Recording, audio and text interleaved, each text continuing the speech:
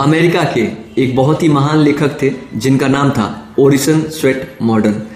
एक बार की बात है, उन्होंने कई साल मेहनत करके अपनी किताब पर काम किया और इस मेहनत से उन्होंने लगभग 2000 पेज की स्क्रिप्ट तैयार की।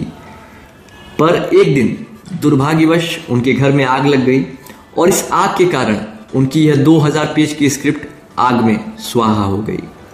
उनकी जगह कोई और होता तो निराश हो जाता और उस किताब को बंद कर देता, पर उन्होंने ऐसा बिल्कुल भी नहीं किया। उन्होंने खुद से यह कहा, इस किताब को लिखने के लिए मैंने अपने दिमाग का इस्तेमाल किया है। मेरे पास दिमाग उस समय भी था और अब भी है, और मैं इसी दिमाग का इस्तेमाल दोबारा उस किताब को लिखने में करूंगा और इस बार मैं इस किताब को पहले से भी बेहतर लिखूंगा। और उन्होंने ऐसा किया भी, और ऐसा करने के कारण उनकी किताब पुशिंग टू द फ्रंट लिखी गई, जिसकी गिनती इतिहास की सबसे सफलतम प्रेरणादायी पुस्तकों में होती है। इसी प्रकार हम महान आविष्कारक थॉमस एडिसन का भी उदाहरण ले सकते हैं। एक बार की बात है, उनकी लैब में भी आग लग गई और इस कारण उनकी लैब पूरी तरह से जल करके स्वाहा हो गई।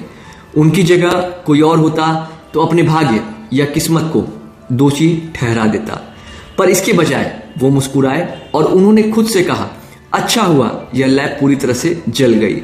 इस लैब में हमारी सभी गलतियां भी स्वाहा हो गई। हम कल सुबह दोबारा उठेंगे और दोबारा इस प्रयोगशाला को बनाएंगे। और उन्होंने ऐसा किया भी, और ऐसा करने के कारण उन्होंने दोबारा उस लैब को बनाया और अपने जीवन काल में उन्होंने जितने नए आविष्कार के पेटेंट लिए उतना शायद ही किसी अन्य आविष्कारक ने अपने जीवन काल में लिए होंगे। इसलिए हमेशा याद रखिए, अगर कोई काम आप एक बार कर सकते हैं तो अगली बार उस काम को और भी बेहतर तरीके से आप कर सकते हैं।